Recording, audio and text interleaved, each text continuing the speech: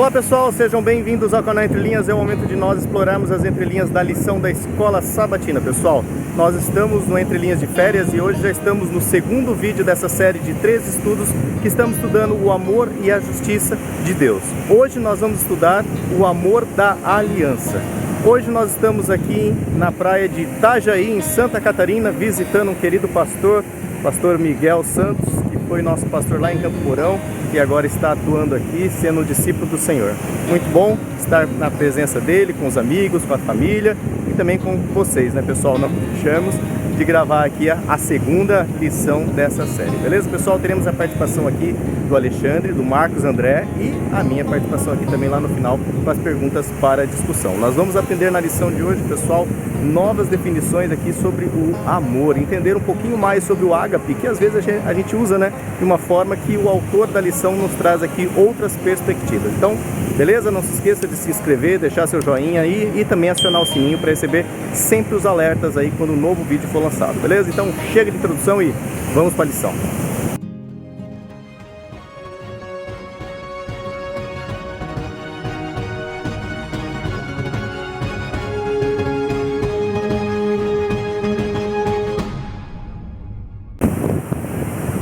Bom pessoal, como nós estamos aqui no Entre Linhas de Férias, nós não temos a leitura aqui dos comentários devido aos recursos e ao tempo, mas eu gostaria de agradecer e ao mesmo tempo também incentivar você a comentar, a deixar o seu alô aqui, que nós estamos lendo e respondendo na medida do possível. Estamos de férias, mas não de Deus e também não do canal, beleza pessoal?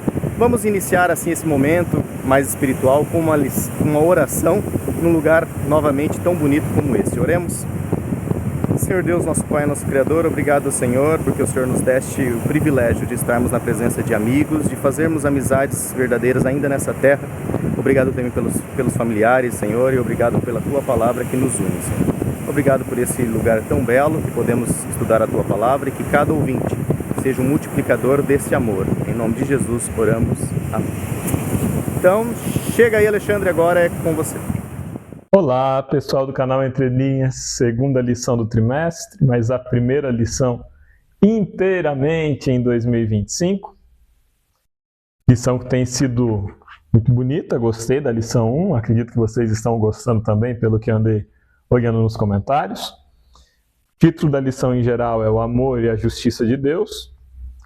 E nessa semana nós estudamos a lição que tem por título o amor da aliança. Uma lição bonita, mas uma lição que traz uma leitura que para mim tem alguns elementos de novidade, não sei se para vocês. O verso para memorizar, ele está lá em João 14, 23 e diz assim: Jesus respondeu: se alguém me ama, e o amor aqui utiliza a palavra da variação ágape, guardará a minha palavra, e o meu Pai o amará, também com a variação ágape.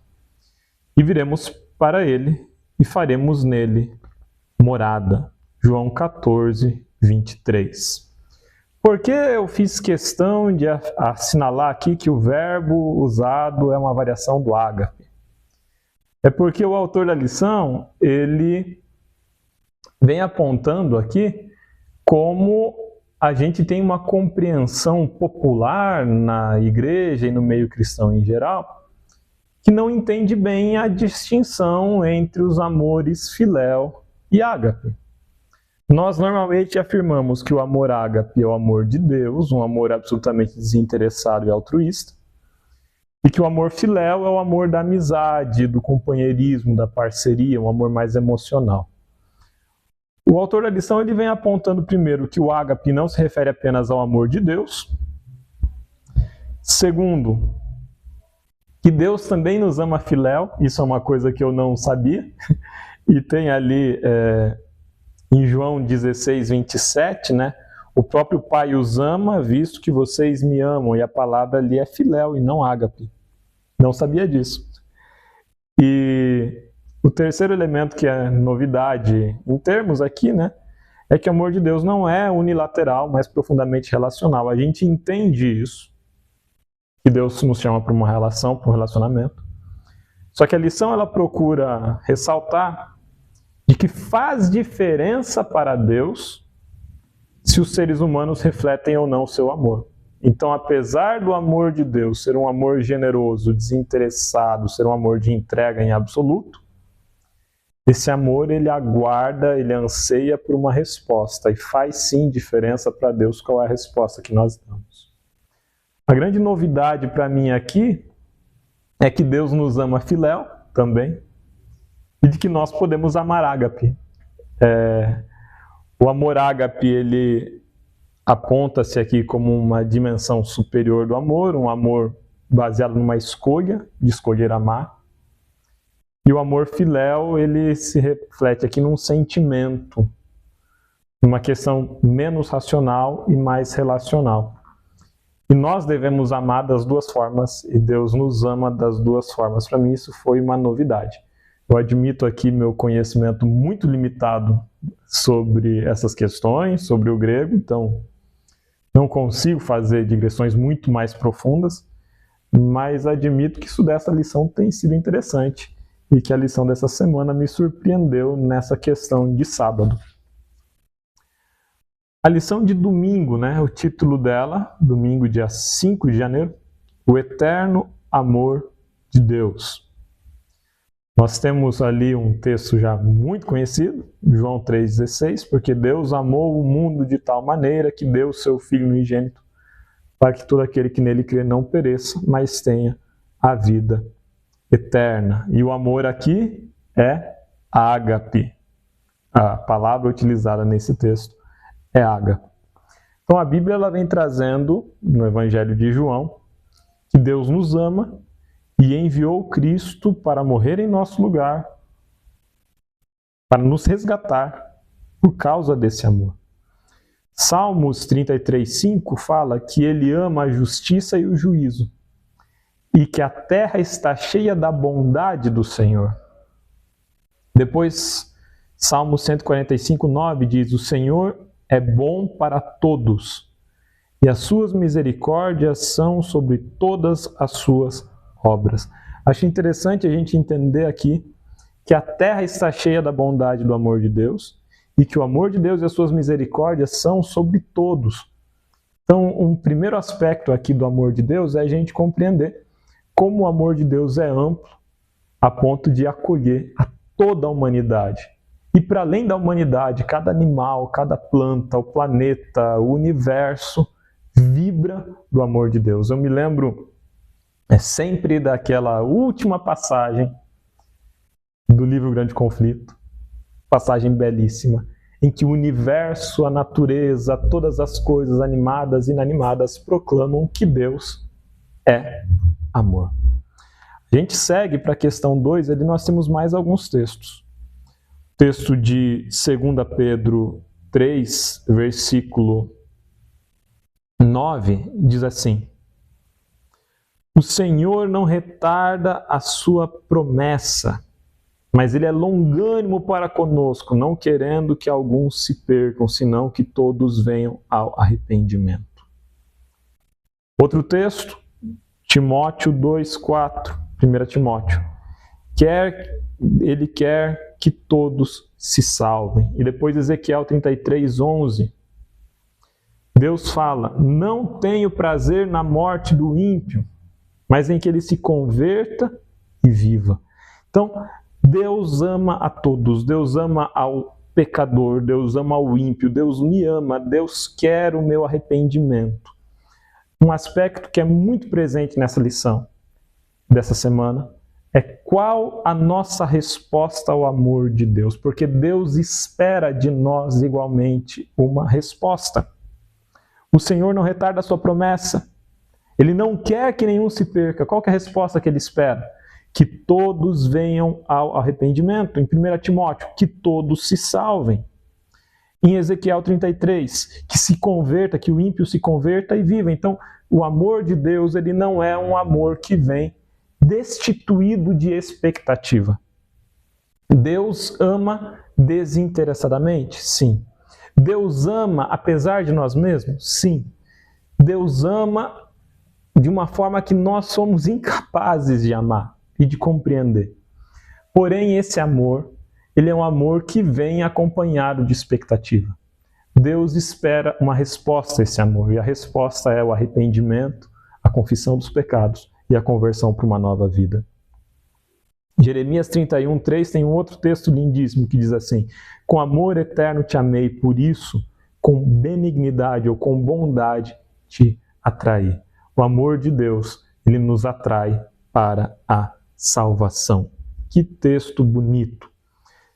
Apesar de amar, apesar de querer salvar, Deus não força a aceitação desse amor. Deus não força a nossa decisão.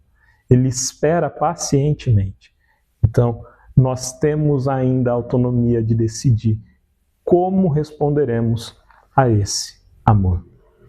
Lição de segunda-feira, título dela: Amor da Aliança. A Bíblia frequentemente retrata o relacionamento de amor especial que Deus tem conosco, usando metáforas ligadas à família. E aí tem o amor do marido para com a sua esposa e da mãe para com o seu filho. Nessa lição a gente vai ter, nesse dia, um pouco mais claro as expectativas de Deus com esse amor. Um amor que é um chamado para um relacionamento. E aí o modelo de relacionamento mais amoroso que os povos tinham no tempo de Jesus era a família. Vamos pensar que é um mundo hostil,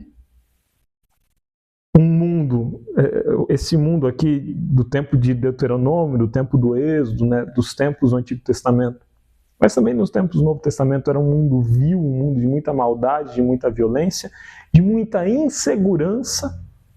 E o que se tinha de segurança, o que se tinha de berço, o que se tinha de acolhimento era a família.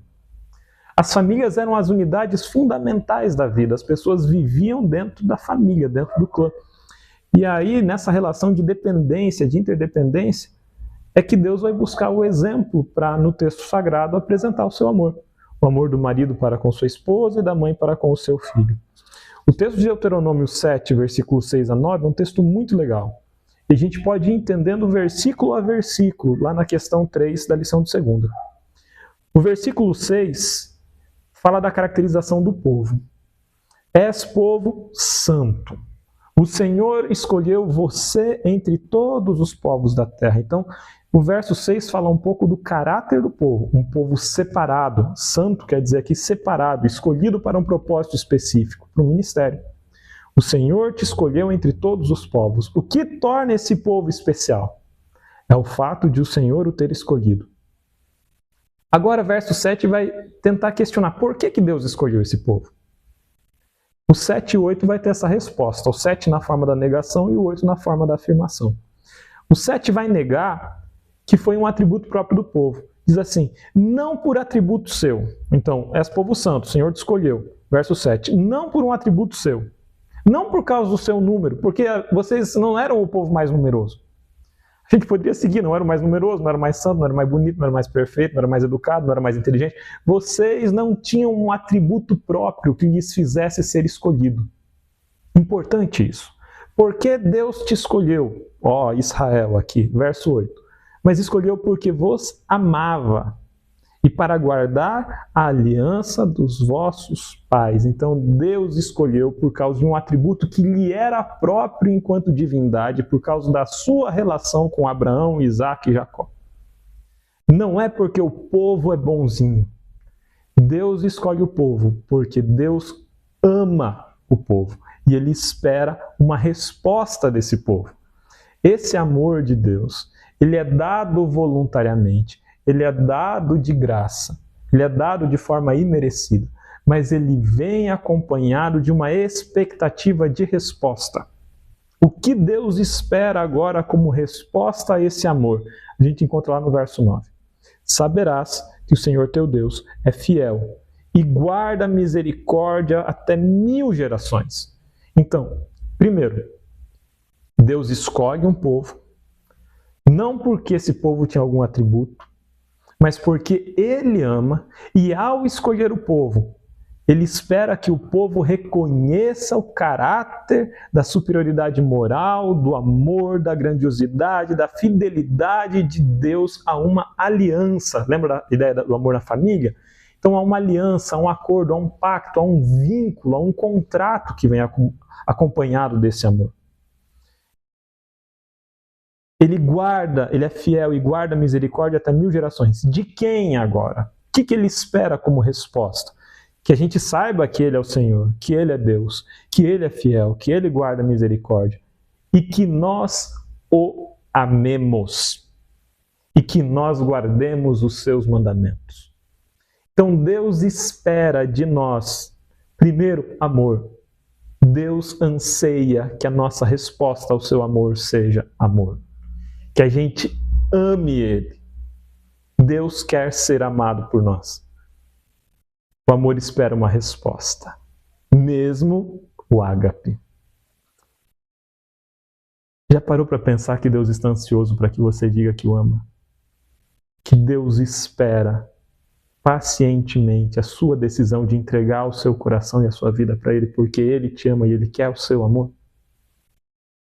Pensar nisso me causa tremor, porque às vezes a nossa relação com Deus é uma relação apenas de um convencimento intelectual ou teórico, mas não de uma resposta de amor. E qual é a resposta a esse amor? Se me ameis, se me amais, guardareis os meus mandamentos. Obedeça a Deus. O que Ele manda? Que mandamentos? Os 10 mandamentos? Sim. Não matarás, não furtarás, não adulterarás, não terás outros deuses, lembrar-se do sábado, honrar pai e mãe, não dizer falso testemunho, tudo isso e muito mais. Deus espera que nós vivamos de acordo com o seu caráter. Se me ameis, guardareis os meus mandamentos. Mas também lembra da resposta da questão de Pedro, da questão de Jesus a Pedro.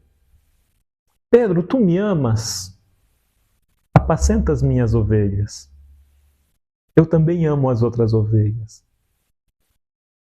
Um pai que tem muitos filhos, uma mãe que tem muitos filhos, ama esses muitos filhos? Sim.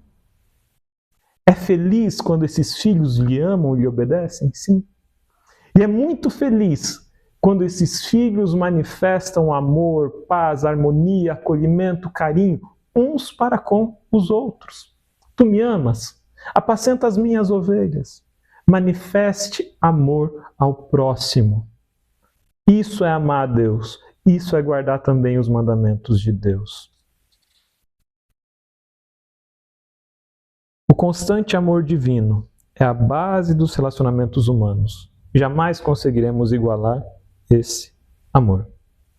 Deus não apenas nos concedeu existência por sua vontade, mas em Cristo Ele se entregou por nós. Ele nos amou primeiro, Ele se entregou primeiro. Sem dúvida, a maior expressão do amor de Deus foi revelada quando o Senhor se humilhou, tornando-se obediente até a morte, e morte de cruz, lá em Filipenses 2, verso 8. O Senhor nos ama. Ele já fez uma declaração de amor magnífica na cruz. Mas Ele espera também a sua e a minha resposta. A questão que eu deixo para vocês nessa lição de número 2 é essa. Qual a sua resposta ao chamado de amor de Deus? A lição não acabou. Vocês seguem agora na quarta-feira com Marcos André. Eu fico por aqui. Meu abraço a todos. Na terça-feira com Marcos André. Meu abraço a todos. E tchau, tchau. Obrigado, Alexandre. Muito obrigado também a você que nos acompanha através do canal Entre Linhas. Que bom que nos encontramos aqui mais uma vez nesse nosso primeiro encontro oficial de 2025. Afinal, o outro vídeo, apesar de fazer parte da lição de 2025, foi lançado em 2024. Então, esse é o nosso primeiro encontro oficial em 2025. Eu quero mais uma vez desejar a você um bom ano novo e que Deus possa realizar em nós os seus projetos e através de nós e apesar de nós, porque muitas vezes nós impedimos os projetos de Deus por conta dos nossos projetos pessoais, por conta da nossa infidelidade, por conta da nossa incapacidade em compreender aquilo que Deus deseja realizar. Os projetos de Deus, sem dúvida, são melhores do que os nossos próprios projetos. Então, que Deus esteja encontrando em nós um terreno fértil para trabalhar em 2025, né? Agora, dando continuidade à lição que nós já começamos aí com o Lúcio, com o Alexandre, e agora nós vamos para a parte de terça-feira, que tem o título Relacionamento Condicional. O autor começa aqui destacando que Deus convida cada pessoa a desenvolver um relacionamento profundo de amor com Ele. Ele cita aqui a passagem de Mateus capítulo 22, versos 1 a 14, que é aquela passagem do convite para a festa de casamento, um texto bastante conhecido, que o Senhor das terras, o Senhor da cidade, uma autoridade, sai convidando seus amigos para a festa, seus amigos rejeitam, ele vai e convida toda a cidade. Então, Deus está sempre nos convidando a esse relacionamento com Ele. E aí o autor continua dizendo aqui que responder a esse convite de modo adequado envolve obedecer ao mandamento de amar a Deus e amar aos outros. Isso está em Mateus capítulo 22, versos 37 a 39. Para desfrutar os benefícios desse relacionamento com Deus, precisamos aceitar voluntariamente o seu amor. Aí o autor usa até aqui uma ilustração do raio de sol. O raio de sol ele brilha sobre todas as pessoas, porém algumas pessoas preferem não desfrutar, não entrar no brilho do sol, se recolher em uma sombra. A mesma coisa acontece também com o amor de Deus. Ele derrama sobre todas as pessoas, mas algumas pessoas preferem encontrar outros caminhos, preferem encontrar outros meios. Aí ele pergunta aqui, é possível rejeitar o amor de Deus e até mesmo perder o acesso aos benefícios desse amor? E ele cita aqui 3 textos que eu acho interessantes. Na verdade, são 4 textos. O primeiro deles, Oséias 9, verso 15, que diz assim, eu separei apenas a frase que chama a minha atenção no texto, né? Já não os amarei. Então Deus está declarando, né? Se vocês continuarem nesse caminho, eu não os amarei. Na parte de Jeremias 16, verso 5, diz assim, deste povo retirei a minha paz. Então Deus retirou as bênçãos inerentes do relacionamento com ele. E em Romanos, no capítulo 11, verso 22, em Romanos 11 é interessante, né, que o apóstolo Paulo ele usa uma metáfora do enxerto. Ele diz que Deus cortou o galho original, que eram os hebreus, então ele pegou alguns galhos, cortou e implantou no lugar gentios, galhos estranhos, galhos de outra árvore. E ali ele fez então que aquele galho brotasse a partir daquele tronco original, do tronco de Jessé, do tronco de Abraão, do tronco que é Jesus. E então ele diz, se no passado ele cortou aqueles que foram infiéis, ele pode também cortar vocês e implantar novamente outros galhos no lugar, inclusive os galhos originais.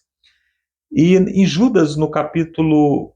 Bom, Judas só tem um capítulo, né? Então o versículo 21, ele fala que nós devemos aguardar no amor de Deus, esperando a misericórdia do nosso Senhor Jesus para a vida eterna. Então, onde que nós devemos nos colocar?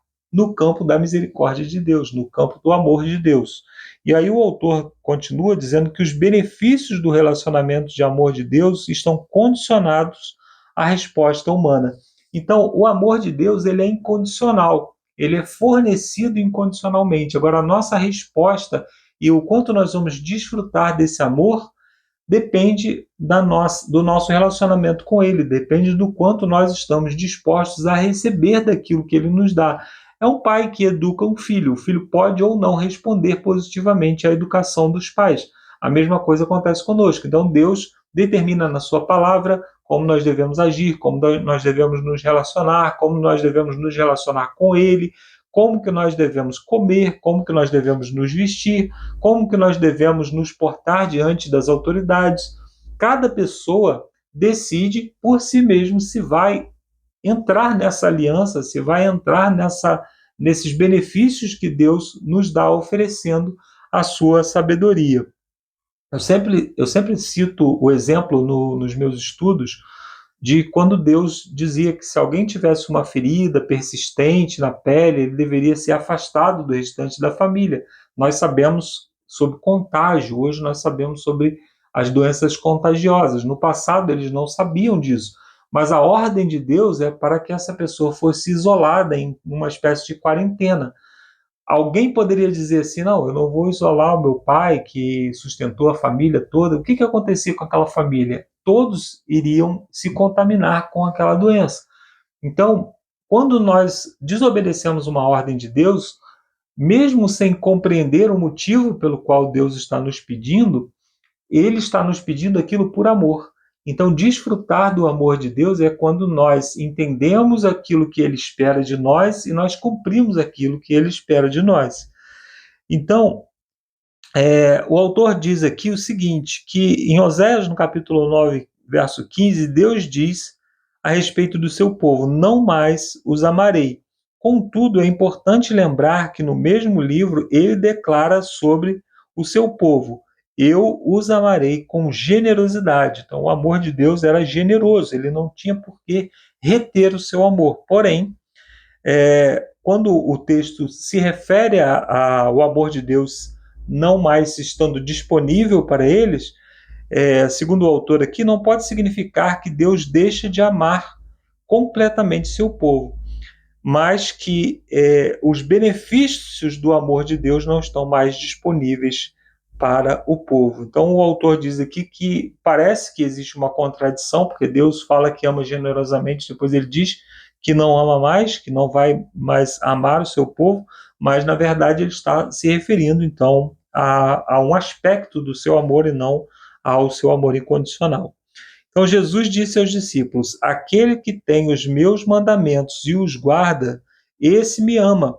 E aquele que me ama será amado por meu Pai, e eu também o amarei e me manifestarei a ele. Ele ainda acrescenta, o próprio Pai os ama, visto que vocês me amam e creem que eu vim da parte de Deus. Então, Jesus está dizendo, se vocês me amam, vocês guardam os meus mandamentos. Se vocês guardam os meus mandamentos, vocês recebem uma resposta de amor da minha parte.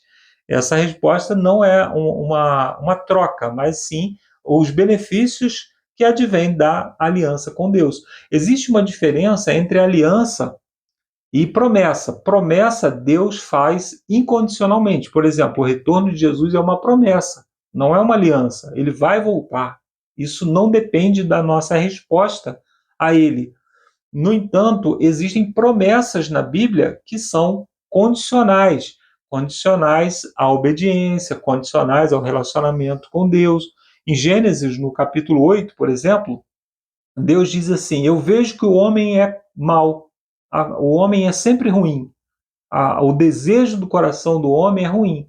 Então, por isso, eu nunca mais vou destruir a terra, porque se eu depender do amor do ser humano, se eu depender das boas ações do ser humano, eu vou viver destruindo a terra, né?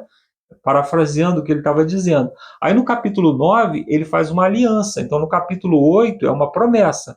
A despeito daquilo que o homem faz, eu não destruirei a terra mais. Isso é uma promessa. Deus prometeu e não depende do que nós vamos fazer. Ele não vai enviar um novo dilúvio sobre a terra.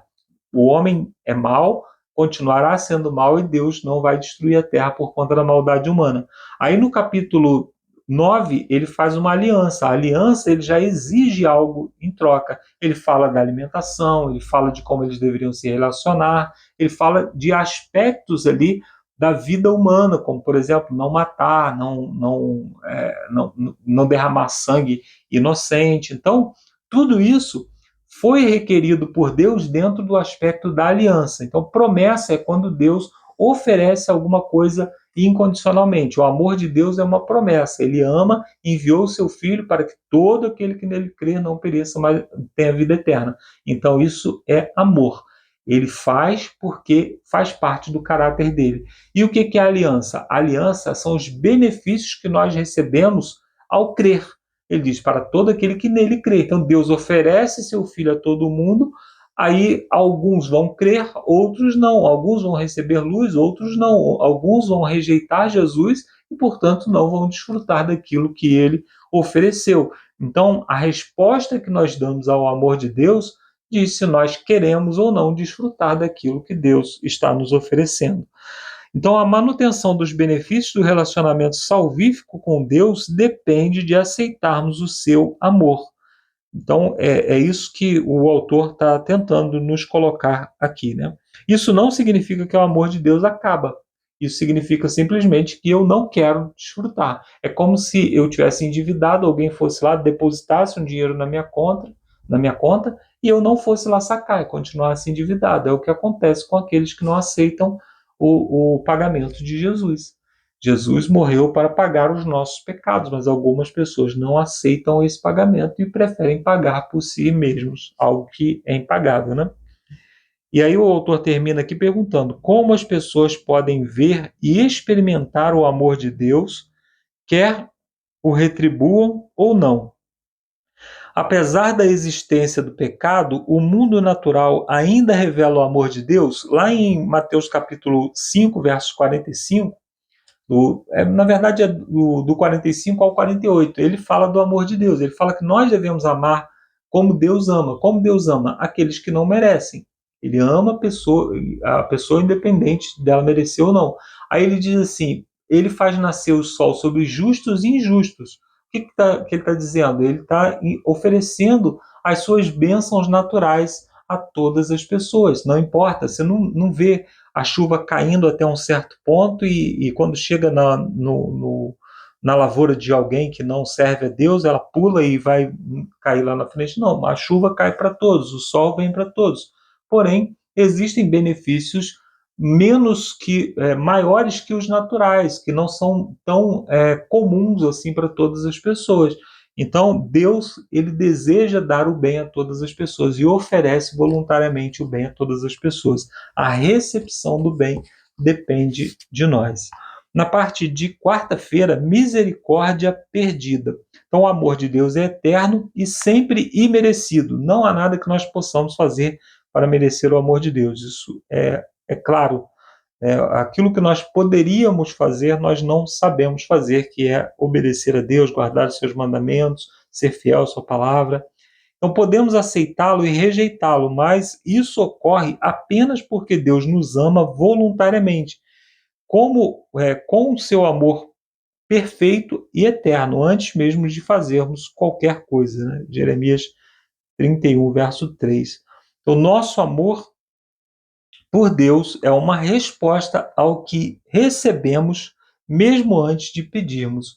O autor cita aqui alguns textos, mas, por exemplo, João diz que nós o amamos porque ele nos amou primeiro. Então, a resposta nossa ao amor de Deus é porque ele já manifestou o seu amor por nós. E ele pede para ler aqui 1 João 4, versos 7 a 20, com ênfase nos versos 7 e 19. O que esse texto nos diz sobre a prioridade do amor de Deus? Então, o amor procede de Deus. Aquele que ama é nascido de Deus. Então, nós somos um canal do amor de Deus. Nós somos um tubo de conexão. O amor de Deus passa por nós, flui através de nós. Quando nós recebemos o amor de Deus, nós passamos a fluir o amor de Deus. Por isso que João diz que aquele que não ama não conhece a Deus. Porque quem conhece a Deus recebe o amor de Deus e esse amor flui naturalmente.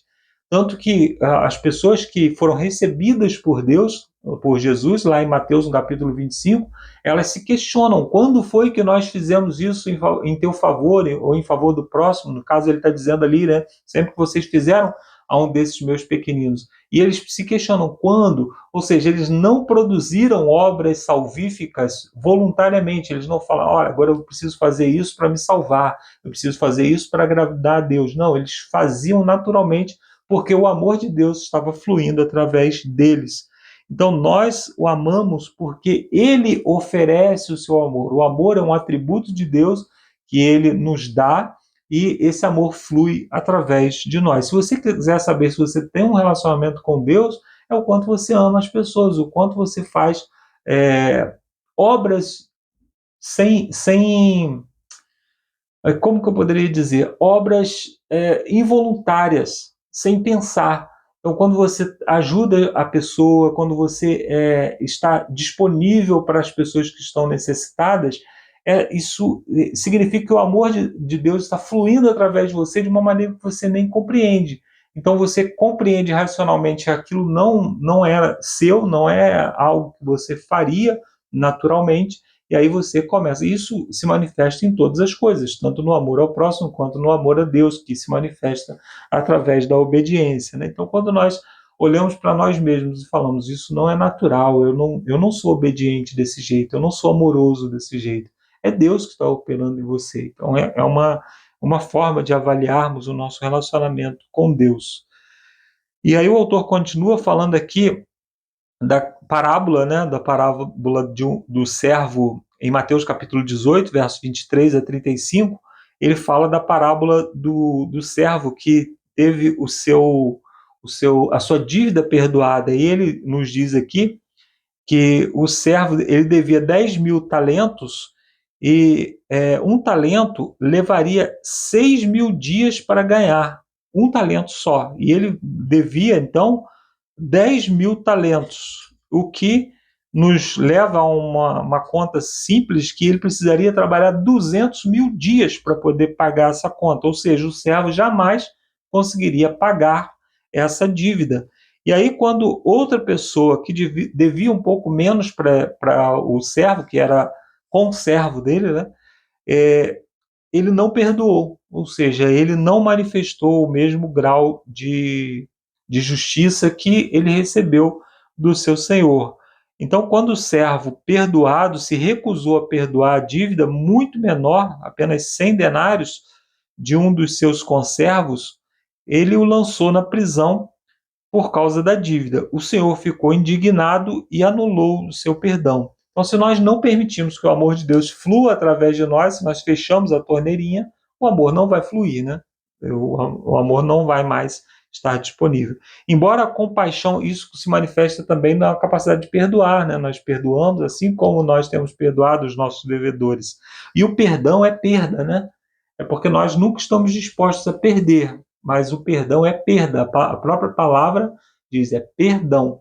Então você precisa doar aquilo que você perdeu, a dívida que a pessoa tem com você, você precisa doar. Às vezes é uma dívida mesmo, às vezes é uma dívida que pode ser mensurada, mas às vezes a pessoa só te chateou, você não tem perda nenhuma, apenas tem que largar a mão. A pessoa fez isso porque é do caráter dela, não tem nada a ver comigo, é a maneira como ela age. E às vezes nós ficamos chateados com uma pessoa por anos e a pessoa nem sabe que a gente está chateado, a gente fica retendo isso, a gente não perdoa, a gente não ama, a gente não oferece a mão para ajudar, porque a gente tem dificuldade com isso, né? Mas Deus ele está nos ensinando e nos prometendo fluir esse amor através de nós, basta que estejamos dispostos a permitir que ele faça, né? Então, embora a compaixão e a misericórdia de Deus jamais se esgotem, podemos rejeitar e até mesmo perder o acesso aos benefícios dessa dádiva. Então, quando nós nos recusamos a amar, quando nós somos avarentos, quando nós nos recusamos a perdoar, quando nós nos recusamos a abrir mão até mesmo daquilo que é direito nosso, nós estamos retendo o amor de Deus por nós estamos retendo as bênçãos de Deus. Você pensa bem, né? O exemplo que eu falei do tubo de conexão, quanto de água que cabe dentro de um metro de tubo? Você pegar um metrinho de tubo ali, você vai despejar água ali, vai caber o quê? Um litro de água ali dentro, talvez? Não sei, tem que fazer os engenheiros aqui, não sou eu, né? Tem engenheiros aí que podem calcular um tubo, quanto que cabe dentro daquele tubo. Mas se aquele tubo tiver com a ponta aberta para a água fluir, quanto de água que pode passar através de um tubo? Milhões e milhões de litros, talvez num dia. Então, quando nós nos permitimos fluir através de nós o amor de Deus, nós recebemos muito mais, nós somos um conduto apenas, nós não retemos, nós compartilhamos isso e por isso Deus deseja nos utilizar dessa forma. Então, você já pensou em tudo que Deus já lhe perdoou e no custo do perdão? O custo do perdão é a cruz, né? E o que isso deve lhe ensinar sobre perdoar os outros. Então Deus, para nos perdoar, Ele entregou tudo. Ele perdeu o seu próprio Filho, que veio a esse mundo, se tornou um ser humano, se tornou humilde e depois acabou morrendo por nós. Então Deus, Ele entregou tudo. Cabe a nós mensurar se aquilo que nós estamos retendo se compara àquilo que Deus nos perdoou. Então Deus nos perdoou uma dívida impagável e agora cabe a nós também manifestar o mesmo sentimento, a mesma prontidão para outras pessoas. Na parte de quinta-feira, nós temos o título Vocês receberam de graça, deem de graça. Então, assim como o servo jamais conseguiria quitar aquela dívida, lá em Mateus, no capítulo 18, a dívida de 200 mil dias de trabalho, também nunca seríamos capazes de pagar a Deus ou conquistar o merecimento do seu amor.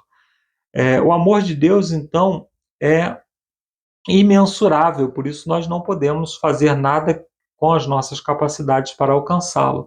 No entanto, podemos e devemos fazer, o que devemos e podemos fazer é refletir o máximo possível o amor de Deus nos outros, ou seja, fluir, né? O servo, ele perdeu acesso à compaixão de Deus, né? No caso ali, o Senhor representava Deus, porque não concedeu ao seu conservo. Então, se amamos a Deus, não deixaremos de refletir o seu amor. Ele flui através de nós naturalmente. Qual é a ligação entre o amor de Deus e o nosso amor por Ele e o amor pelos outros? Aí o autor cita aqui João, capítulo 15, verso 12, 1 João 3, verso 16 e também o 4, de 7 a 12. Então, todo ramo que não dá fruto será cortado, será arrancado, será removido. O que produz, ele limpa para que produza ainda mais. É o que Jesus declara lá em João no capítulo 15. Ele faz uma analogia de um ramo de uma planta. Se o ramo é infrutífero, o agricultor vai lá e corta, né? E ele ainda diz que Cristo nos deu a vida. Isso é em 1 João 3, verso 16, né? Cristo nos deu a vida e devemos também dar a vida pelos nossos irmãos. Não morrer, né? Mas dar a vida, é viver mesmo pelos nossos irmãos. O autor, então, cita aqui, João capítulo 15, verso 14, vocês são meus amigos, porque fazem o que eu lhes ordeno. O que ele nos ordenou? Jesus instruiu, assim, os discípulos, assim como também a nós, a amar os outros, como ele amou. O mandamento dizia, ame o seu próximo como a ti mesmo. Lá em João, no capítulo 13, Jesus diz assim, ame ao próximo como eu amei. Eu dou um novo mandamento agora. Quer dizer, o mandamento era para amar o próximo como a nós mesmos. Não fazer o mal como nós não gostaríamos que fizéssemos. Agora, quando Jesus diz, ame como eu amei, aí a régua sobe muito. Nós não temos como amar tanto assim, a não ser que a gente entregue tudo, né? E ainda assim estaremos entregando só aquilo que não é nosso, nossa própria vida, nosso próprio tempo, que são recursos que Deus nos empresta apenas, né? Em resumo, devemos reconhecer que recebemos o perdão de Deus, que foi pago por uma dívida infinita, né? Foi pago com a morte de Cristo. E na cruz esse amor se manifesta de maneira intensa. E quando nós duvidamos do amor de Deus por nós devemos nos lembrar que Jesus morreu por inimigos, por pessoas que estavam ali torturando, zombando dele e, inclusive, crucificando ele, né? Então, aquele que é perdoado, ama muito. Aquele que pouco perdoa, pouco ama. Então, se você não se sente um pecador, se você acha assim, olha, eu não sou de pecar muito, eu sou uma pessoa boa, então você não deve muito para Deus. O autor o Jesus estava sendo irônico, né? A falar, será que vocês vão ser como os fariseus? Vocês vão orar dizendo, Senhor, muito obrigado, porque eu não sou como os demais que pecam. Não, o pecado, ele é um estado natural do ser humano. Até mesmo quando nós estamos fazendo obras para Deus, nós estamos muitas vezes querendo mais aparecer, querendo nos exibir, e isso é uma coisa que é natural nosso, nós precisamos estar vigiando para que essas coisas não aconteçam. Então, até mesmo as boas obras que nós fazemos, se elas não são canais, se nós não somos apenas canais das obras de Deus, se nós nos esforçamos para fazer algo, nós já corrompemos aquele algo. Só quando Deus faz através de nós, quando Deus transmite através de nós, é que realmente nós fazemos o que é correto, né? Então, o autor continua aqui: se amar a Deus implica amar os outros, devemos compartilhar com urgência a mensagem do amor de Deus, tanto em palavras como em atos, ou seja, pregar o evangelho para que outras pessoas conheçam também, né?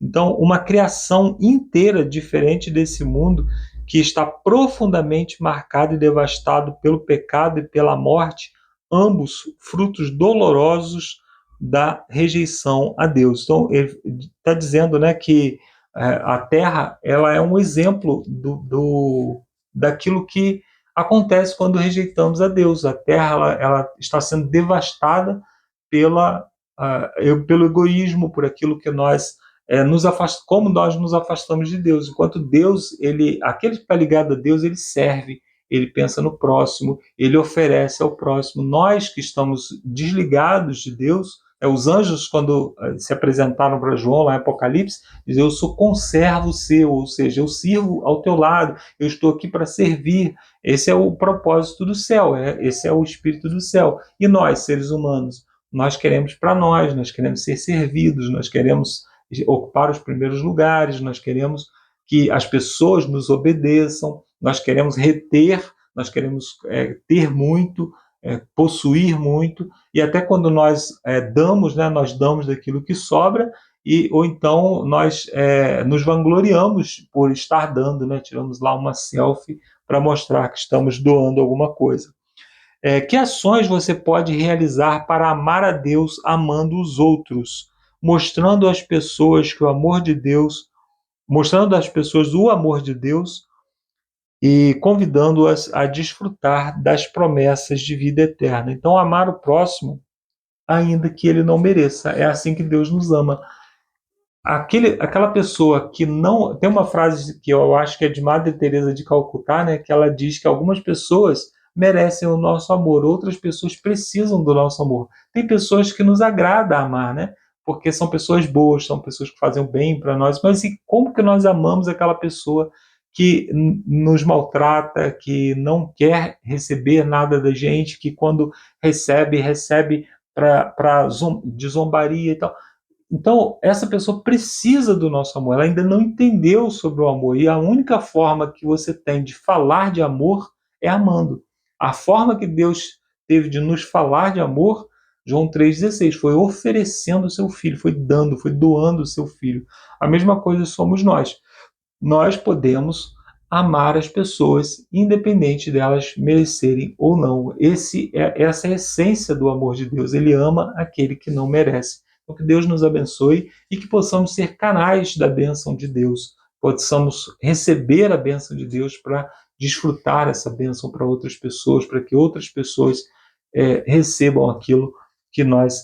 Essas bênçãos elas podem ser materiais ou espirituais, né? O Jó, ele via o seu patrimônio, né? Acho que, se eu não me engano, é Jó 29, verso 13, e diz assim: a bênção do necessitado ele repousou sobre mim. Então ele fala: aquilo que eu tenho, que é mais do que um prato de comida, é para que eu possa doar para outra pessoa. Porque Deus repousou a bênção do necessitado sobre mim. O necessitado só está necessitado porque eu tenho a mais. Então eu tenho que devolver para ele, eu tenho que ser um bom administrador. Assim também com aquilo que Deus nos dá de amor, de graça, de benefícios do Evangelho, nós precisamos compartilhar também, porque Ele deu a nós, Ele nos confiou esse dom para que nós possamos compartilhar com outras pessoas. Que Deus nos abençoe, que possamos ser esse canal, esse instrumento de Deus. E eu termino aqui essa minha participação pedindo a Deus que Ele me use como um instrumento seu, para que eu possa, então, manifestar a todos essa glória, esse poder de Deus, que é o seu amor, através daquilo que Deus está fluindo em mim. Eu termino a minha participação, agora você fica com o Lúcio, com as perguntas de sexta-feira, e eu espero voltar na semana que vem com mais um estudo da Palavra de Deus. Espero que esse estudo tenha sido útil para você. Um abraço, até a semana que vem, e agora é com você, Lúcio. Valeu, Marcos, agora é comigo aqui. Valeu, Alexandre, todo mundo é de férias, mas estamos, graças a Deus, na ativa, né? Não podemos tirar férias de Deus. Quem tira férias de Deus entra no lerite do capeta, né? A gente brinca. Mas vamos lá, pessoal, que interessa. Perguntas para consideração de sexta-feira. A primeira pergunta é bem interessante. As relações entre Deus e cada pessoa são tão particulares e plenas que é como se houvesse nenhuma outra por quem tivesse dado o seu amado filho. Essa verdade lhe traz conforto, saber, né, que essa relação de Deus é tão pessoal e individual. Como você deve viver sabendo de que Deus está ao seu lado? Sabe, irmãos, preparando aqui o material, é importante lembrar que Deus trata a gente individualmente. Isso me faz pensar que não é o grupo que me forma, sabe? Não é o grupo, eu não vou responder pelas ações do grupo. Então, muitas vezes, nós, seres humanos, temos um comportamento de manada, né? Mas não é isso que Deus quer, porque Deus não nos trata como uma manada, Deus nos trata como indivíduos. E aí, quando você está num grupo, numa família que talvez você não goste tanto, não importa, pessoal, né? Saiba que Deus está lhe vendo individualmente, está tratando e compreendendo as suas lutas aí. Como viver à luz dessa promessa? O que ocorrerá se crermos nisso de todo o coração? Se nós crermos de verdade que Deus tem um relacionamento individual comigo, pessoal, nós não vamos usar os defeitos alheios para justificar os nossos próprios defeitos, sabe? A gente pode ter nascido às vezes numa comunidade difícil, mas isso não é justificativo para que a gente se torne uma pessoa difícil. Então, saber que Deus nos trata individualmente nos traz até mais responsabilidade, sabendo que nós somos individualmente responsáveis pelo que nós falamos, fazemos, e não coloquemos, né, como é de costume do ser humano, coloquemos assim, a culpa no grupo ou a desculpa, né, no grupo que eu nasci assim, né? Eu aproveito aqui para contar uma historinha que eu sempre conto para os jovens, né, que se você for entrevistar, às vezes, uma pessoa fracassada na vida, ela vai dizer assim: meu pai era bêbado, minha mãe infelizmente era garota de programa, eu nasci na comunidade, comecei a roubar, comecei a me envolver com coisa mal, e aí virou isso, estou preso. E aí você pode entrevistar alguém que deu uma volta por cima e ele vai falar assim: meu pai era bêbado, minha mãe era garota de programa, a vida era muito difícil na comunidade, desde pequeno eu percebi que eu tinha que, né, mudar de vida. E aí ele mudou de vida e hoje se torna alguém, né, com, não vou dizer sucesso financeiro, mas um sucesso pessoal. Então, às vezes, a mesma realidade eu falo que é a justificativa do fracasso para uns e a motivação do sucesso para outros. Beleza? Na pergunta 2, como você entende o Salmo 103, 17 e 18? É onde fala, né, que o amor de Deus, a misericórdia de Deus, né, ela dura de eternidade em eternidade. E principalmente para aqueles que guardam, né, e seguem as suas promessas. E aí ele fala assim: ainda que o amor de Deus seja eterno, os benefícios do relacionamento com Ele dependem de aceitarmos o seu amor? O Alexandre já trouxe uma questão, né, sobre como funciona o amor, o Marcos também, mas o fato de você entender que o amor de Deus, ele se renova, ele permanece de eternidade em eternidade, faz-nos entender, de acordo com a Bíblia, né, como o amor de Deus foi se revelando, né, no Egito, em Babilônia, aonde o povo de Deus estava, o amor de Deus sempre se revelava. O que se revelava também, às vezes, era a maldade do ser humano, que revelava, né, o seu ódio, o seu desgosto de fazer o que é certo, e aí, infelizmente, o que ele fazia? Não seguia as promessas de Deus, ele simplesmente desviava da promessa de Deus. E aí, ele depende de aceitar o amor de Deus? Eu penso assim, o amor de Deus, ele é incondicional. Até o Alexandre, né, falou bastante isso. O amor de Deus, ele é incondicional, ele derrama o seu amor a qualquer pessoa, mas aceitar é uma escolha individual. E quando você aceita, é que nem um filho, né? É aquela relação da lição anterior, né? Um filho que aceita o pai, obedece o pai, e aí ele tem, vamos dizer assim, um caminho nesse mundo menos tortuoso do que aquele que é rebelde, aquele um que não segue os conselhos do pai. E a última pergunta, pessoal: entender essa verdade faz diferença em seu relacionamento com Deus? Entender que o amor de Deus se renova, a misericórdia de Deus se renova eterno, de eternidade em eternidade? Essa realidade influencia a sua maneira de pensar sobre as dificuldades dos outros? Bom, como eu falei, né, na pergunta 2, quando Deus nos ama incondicionalmente, você vê que o amor dele chega a todos, nós estamos respirando, nós estamos vivendo, mas infelizmente a escolha de aceitar está em nossas mãos. E aí você vê que muitos irmãos escolhem não viver nesse caminho, né? Nós estamos aí vivendo um problema sério na nossa igreja, na nossa comunidade, que é nós temos a palavra de Deus, mas nós não estamos usufruindo dela, não estamos nos alimentando dela. E aí, consequentemente, estamos ficando cada vez mais fracos e desnutridos desse amor que Deus derrama sobre nós, mas que nós muitas vezes rejeitamos. Então vemos isso, né? Não sei como está a sua comunidade, mas eu vejo isso na minha igreja, né? Como nós temos luz, mas nós preferimos muitas vezes andar nas trevas. Preferimos, hoje com a era da internet, né? O pessoal tem assistido mais vídeos sobre anti-adventismo do que o vídeo que fala sobre a história do adventismo. Então ele sabe tudo que o adventismo faz de errado, mas não sabe nada que o adventismo faz de certo ou que o pessoal diz que é errado. Então, realmente a dificuldade dos outros faz-me entender que é uma escolha delas, e cada um, infelizmente, né, Deus nos dá o livre-arbítrio para que possamos nós escolhermos amá-lo ou não. Ele nos ama incondicionalmente, derrama o seu amor, mas nós muitas vezes escolhemos seguir caminhos tortuosos. Beleza, pessoal? Foi rapidinho hoje, estamos de férias, mas nem tanto assim, né, pessoal? Mas, de acordo com essa paisagem bonita, né, pessoal? Espero estar trazendo para vocês aqui também boas imagens, boas lembranças. E lembrando também que esse imenso mar que Deus criou, essas terras que Deus guardou para nós, saiba que nós não nos realizamos com isso aqui, porque nós temos novos céus e nova terra que Deus tem preparado para nós. Ok, pessoal? Não nos prendamos a isso aqui. Mas vamos então, pessoal, encerrar esse segundo vídeo e nos vemos no terceiro vídeo, agradando a Deus. Será que é possível agradar a Deus? Como agradar a Deus? Então nos vemos lá. Mas antes, pessoal, vamos despedir de vocês com uma oração, assim como nós iniciamos aqui o estudo. Busquemos o Senhor em reverência. Senhor Deus, nosso Pai, nosso Criador. Pai, ajude-nos a entender a cada dia mais sobre o Teu amor derramado a todo instante por cada ser, por cada criatura, ó Pai, nesse planeta, Pai. Que o Teu amor, ó Pai, sendo entendido, possa ser usufruído. Que nós possamos corresponder, Senhor, não que o Senhor é um Deus carente, mas que ao transbordar o Teu amor em nós e nós reconhecermos, nós possamos ser pessoas mais semelhantes ao Teu caráter e seguirmos juntos na Tua promessa, Senhor. Obrigado por tudo que tem dado, obrigado por concluirmos mais esse estudo. Esteja com cada um que nos ouve. Em nome de Jesus oramos. Amém. Então, pessoal, nos vemos lá na terceira lição. Fique com Deus. Tchau, tchau. E mais um pouquinho aqui das imagens.